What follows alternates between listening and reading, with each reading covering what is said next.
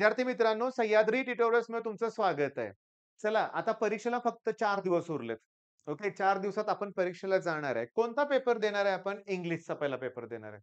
मी तुम्हाला सांगतोय 19 आणि 20 तारखेला आपण फक्त आणि फक्त इंग्लिशचाच अभ्यास करणार आहे बरं का.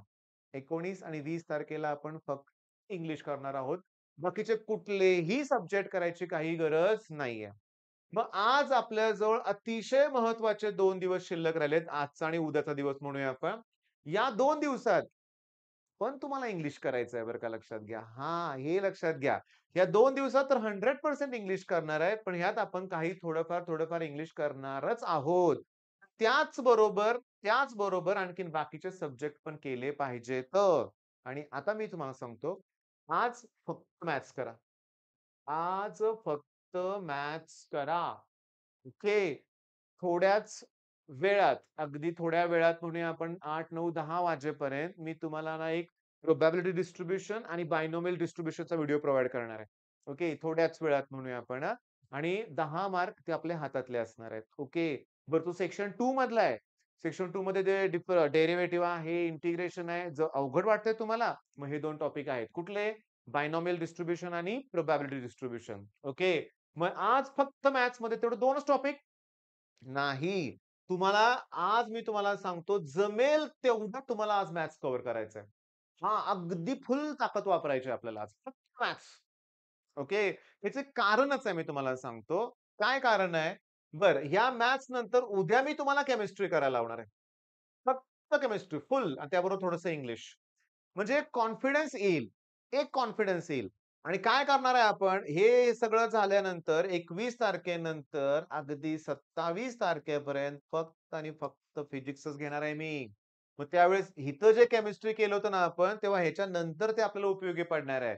म्हणजे 27 तारखेनंतर 28 फेब्रुवारी ओके. त्याच्यानंतर हे लीप वर्ष आहे का? आहे. म्हणजे 29 पण आहे का? बघा मग त्यावेळेस मग पण काय का असेना लीप वर्ष असू नये तर नसू दे. फिजिक्सची तर एकच दिवस सुट्टी आहे आपल्याला माहिती आहे. आणि त्यानंतर एकाच दिवसानंतर आपल्याला केमिस्ट्री आहे. मग तुम्ही जेव्हा उद्या केमिस्ट्री परफेक्ट कराल, जेवढं होईल तेवढं. आता मी सांगतोय म्हणून एवढं-तेवढं असं नाहीये. म्हणजे मॅथ्समध्ये मी तुम्हाला सांगतो, ओके. आपल्या चॅनलवरती हुडका. मी एक असा व्हिडिओ अपलोड केलाय, की त्यात सगळेच आय-एम-पी दिलेत आणि तुमचा 40+ स्कोर तिथंच होणार आहे. इम्पोर्टंट सगळे. थेरम एकत्र दिलेत. लास्ट इयर मी तो व्हिडिओ अपलोड केला होता. ओके. आणि बघा आय-एम-पी ठरलेले क्वेशन्स आहेत. त्यापैकी क्वेशन येतातच आणि मी तुम्हाला सांगतो. नाहीतर एक काम करू शकता. तुम्ही काय बघा probability distribution, binomial distribution. Okay. किती मार्क? 10.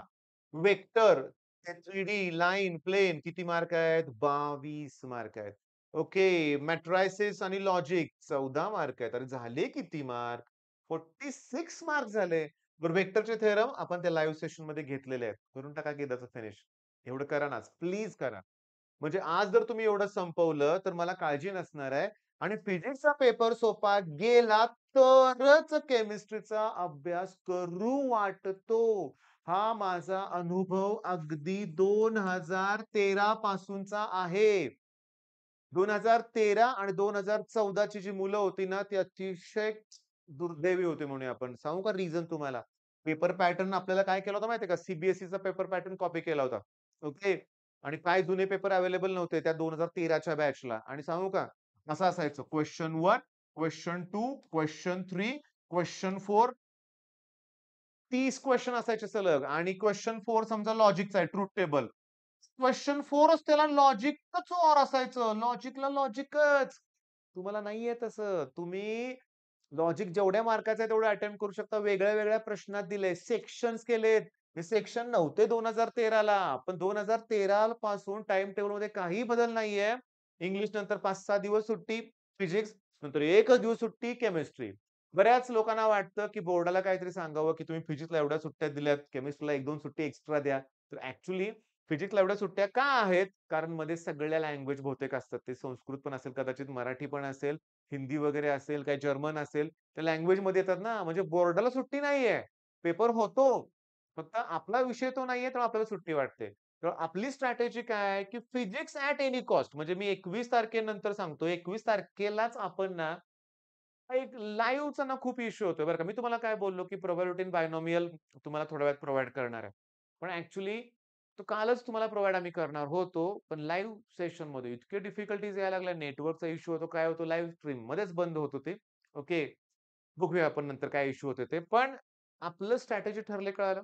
आज मॅथ्स, उद्या केमिस्ट्री, 19 आणि 20 ला फक्त आणि फक्त इंग्लिश. फक्त आणि फक्त इंग्लिश.